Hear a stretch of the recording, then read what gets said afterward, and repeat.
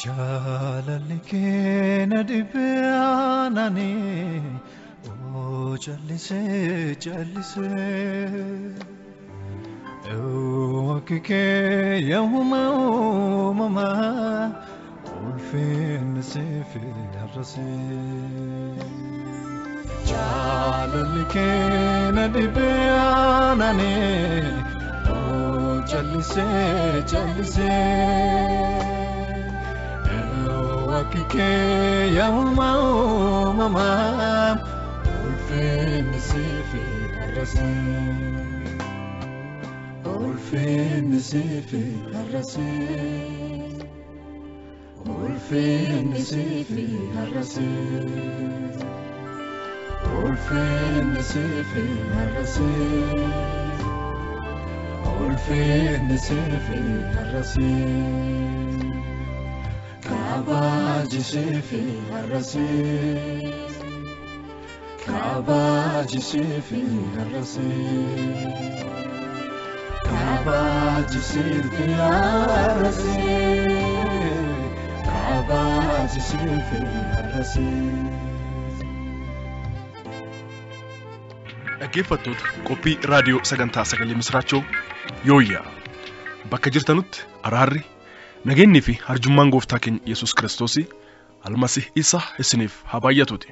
Guyyaadhaa seenaa dhugaa jiraataa biyya Naayijeeriyaa kan ta'e Amaanu'eel Amoos qabannee isiniif dhiyaanneerra. Amaanu'eel Amoos gooftaa Yesuusitti osoo amanee hin fayyin duratti ergamaa seexanaa ta'e isaan jireenya dukkanaa sukkanneessaa keessa dabarse waan hojjetaa ture. Mala seexanni kiristaanota balleessuuf irratti hojjetu nuuf diidessaa nutti hima.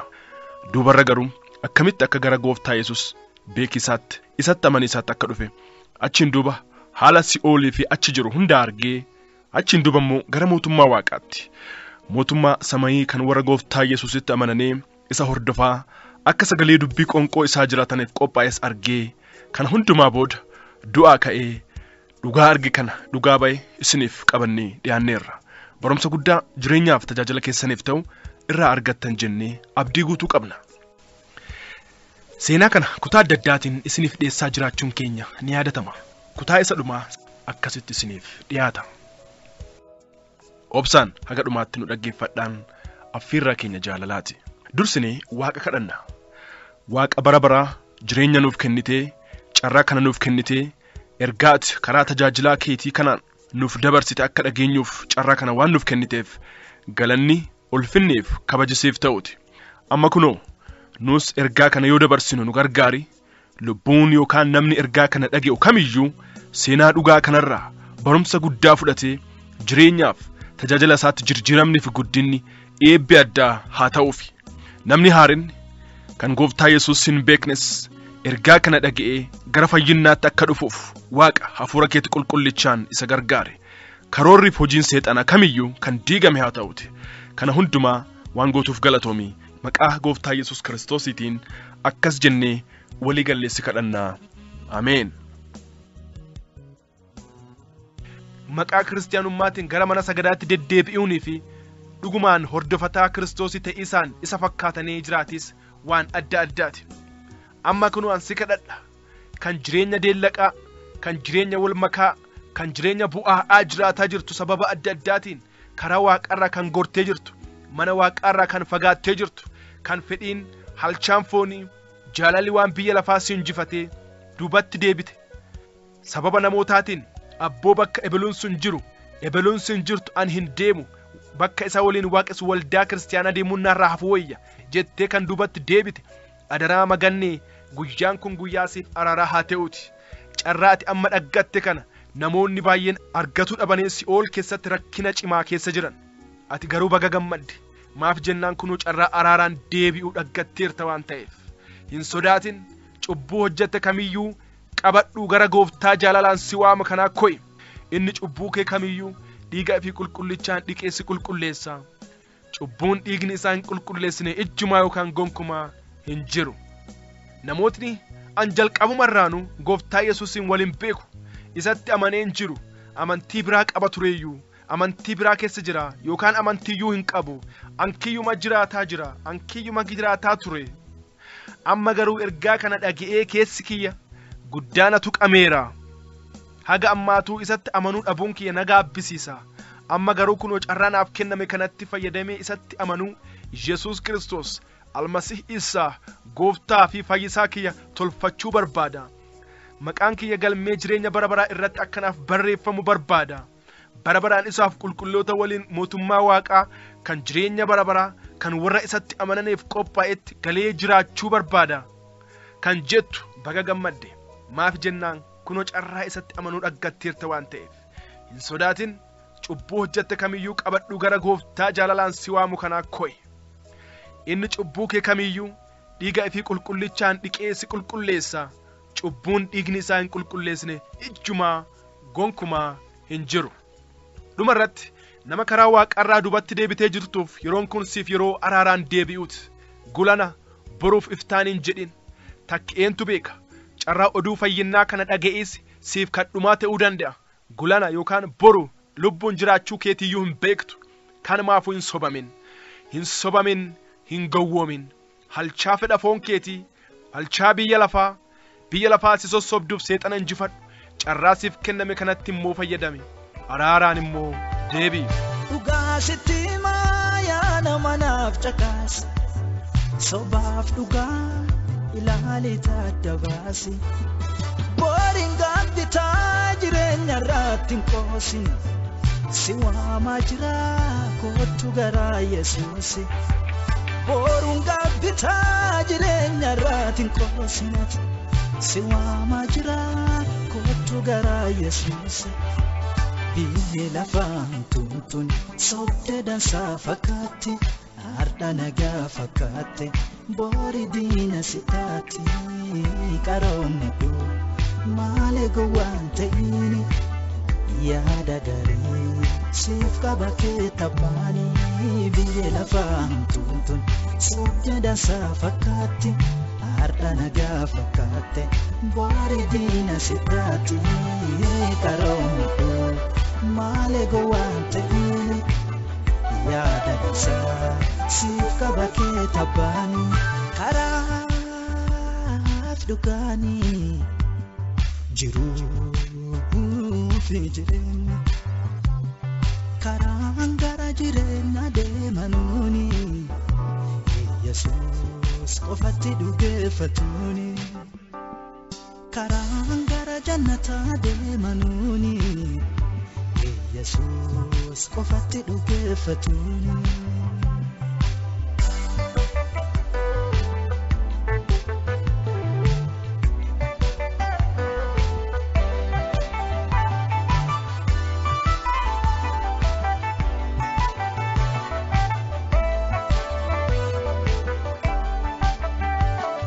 Nami isaatti dhugeeffate marti jireenya baraka qabatuufi.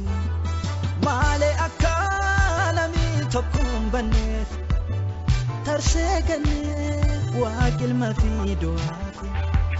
Malee akka namni tokko hin banneef tarsee kennee waaqilma fi du'aafi. Silleef gatiin baheera maafi waan kana yaanne fooniif lubbuu fayyisa. Maaf harkattiin kennaanne haalli sitti hammatulle murteessi yeroodhaani guyyaan fayyinnaadha beellamaan baay'eessi. Silleef gatiin baheera maafi waan kana yaanne fooniif lubbuu fayyisa. Maaf harkattiin kennaanne haalli sitti hammatulle murteessi yeroodhaani guyyaan fayyinnaadha beellamaan baay'eessi. Kootu garaasa kootu lubbuun tenduutu.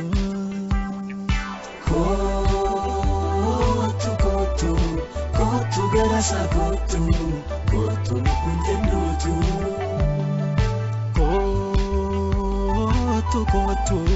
Kootu garaasa kootu lubbuun tenduutu.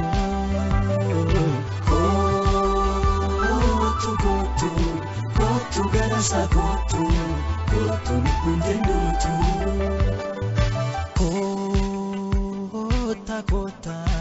Kotta garasa kotta isi wama jira gofta. Kotta kotta kotta garasa kotta isi wama jira gofta.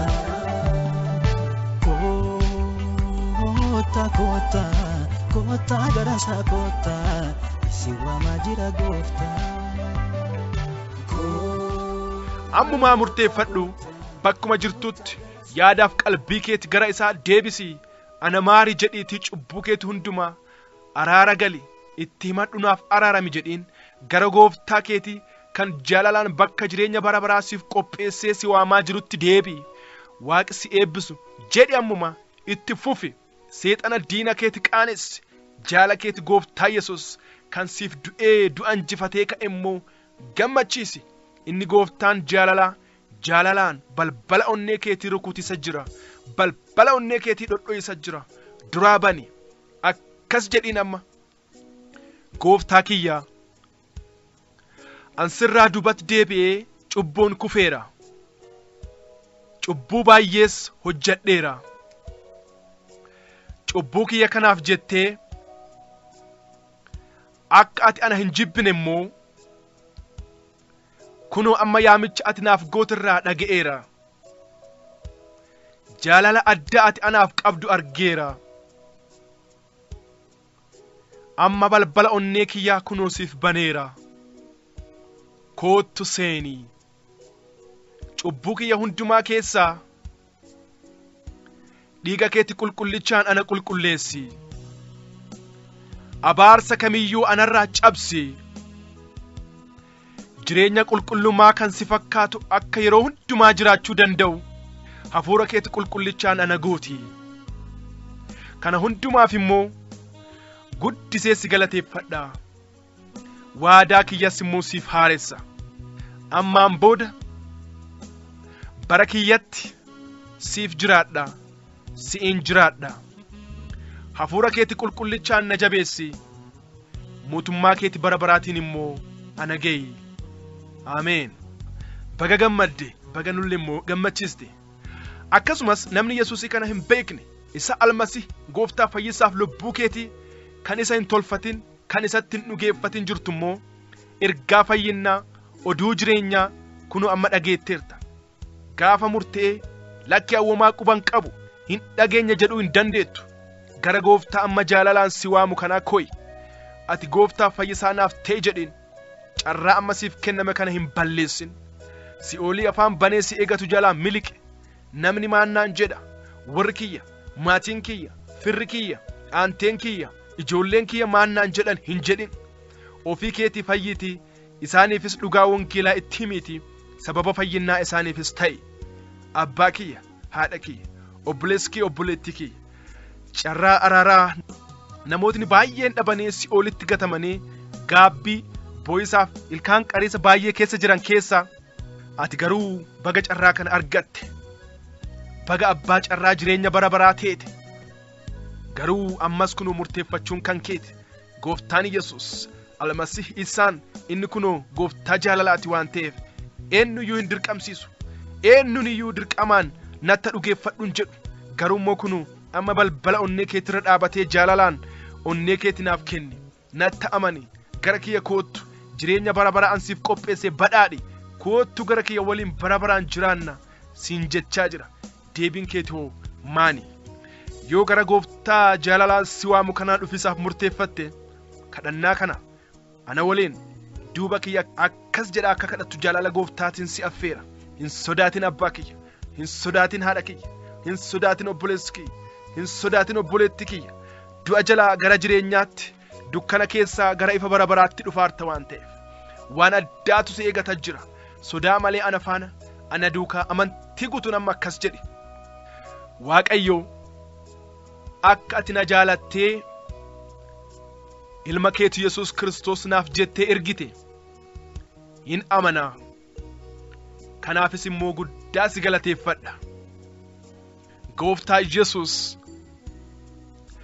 akka cubbicha ta'ee fi hojii gaarii kiyyaan ifi fayyisuu akka hin dandeenye hin beeka. Cubbuu kiyya kanaaf immoo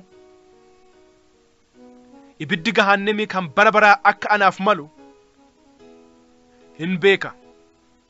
Garuu immoo amma cubbicha ta'uu kiyya amanee gaabbee akka anaaf araramtuuf dhiifama akka anaaf gootuuf si kadhadhaa.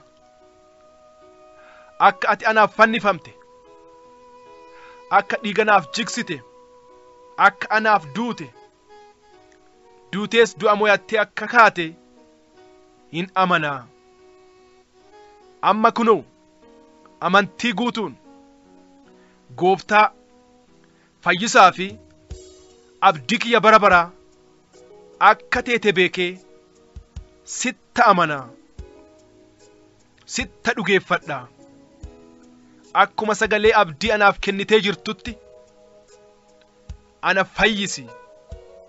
Dhiiga keetiin cubbuu kiyya hundumaa keessaa ana qulqulleessi. Hadharraa jalqabii, ammarraa jalqabii ati fayyisaaf Gooftaa kiyya anaaf ta'ii. Abaarsa jireenya kiyya qabate kamiyyuu, hidhaansa seexanaa kamiyyuu anarraa cabsi. Maqaa kiyyallee galmee jireenya bara baraatti anaaf galmeessi. Jireenya kiyyallee hafuura keetti qulqulluudhaan ayyaana wayyichaatiin naguutii na sooressi. Mootummaa keetti bara baraatiin ana ga'i. Waaqayyo abbaa bara baraa carraa kana hundumaaf murtii du'a bara baraa jalaa gara jireenya bara baraatti waan na fiddeef galatoomi. Bara baraan ulfaadhu, bara baraan kabajami, bara baraan ol aani. Maqaa Gooftaa Yesuus na jaalatteetiin. Ameen. Kadhannaa kana murtii keessaa kan dhugaatiin kan kadhatte, namni araaraan gara Gooftaaf fayyisaa keetii deebite baga gammadde. Namni haaraan kan kadhannaa kana kadhatte, atis akkasuma baga gammadde. Ati amma gara maatii Waaqaatti makamteerta. Gooftaa Yesuusitti amantee fayyitee jirta. Sababa fayyuu keetiitiif nutis baay'ee gammadna. Gammanni guddaan kana caalu immoo ol samii keessatti ta'eera. Seexana jalaa, du'a jalaa, cubbuu jalaa baateerta. Kanaafuu amma tarkaanfii itti aanu akka fudhattu jaalala Gooftaatiin si affeera. Gara waldaa qulqullootaa wangeela dhugaa barsiisan, gara waldaa kiristaanaa wangeela dhugaa barsiisan deemi, isaanitti makami. Sagalee Waaqayyoo sooradhu, baradhu, ittiin guddadhu. Isaan wajjin Waaqa kana waaqessi. Bara keetti isaan jiraadhu, bara keetti immoo isaaf jiraadhu. Ergaa kana yoo ittiin eebbifamteef, barumsa irraa argatte, namoota biraatiifis sheer godhiitii isaanis eebbisu, isaanittis dubbadhu. Waan Yesuusiif godhe kana carraa argatte hundumaan namootatti dhugaa ba'i, namootatti dubbadhu. Kana waan gootuufis dursee gatii guddaa Waaqa biraa qabdaa. Eebbifamsiin jedheera. Shaloom. Jaalatamtoota dhaggeeffattoota keenya, seenaa dhugaa obbo Amaanu'el Amoos isiniif dhiyeessine kanarraa waan guddaa akka barattan womaa shakkii hin qabnu. Sagantaa keenya guyyaa dhallee kanumaan fixanna. Ani kan isin waliin ture Wandimmaa Gany Ubdeessaa Bidireeti. Sagantaa keenya kanarratti yaada qabdanuuf gaaffii kitaaba qulqulluu akkasumas kadhannaaf karaa lakkoofsa moobaayilii 09 13 71 0868 nuuf bilbilaa yookaan nuuf barreessaa. Sagantaa sagalee misraachuu kan yeroo hundumaa wiixataaf kibxata halkan sa'aatii 1:45 hanga sa'aatii 2tti meetir baandii 25 irratti nu dhaggeeffachuu keessan itti fufaa. Sagantoota biraas akkasuma guyyaa hundumaa dhaggeeffadhaa. Namoota biraas nuuf affeeraa, nuuf kadhadhaan ergaa keenya yeroo hundumaati baay'ee moo sin jaalannaa. Nuuf jiraadhaa. Horaa bulaa.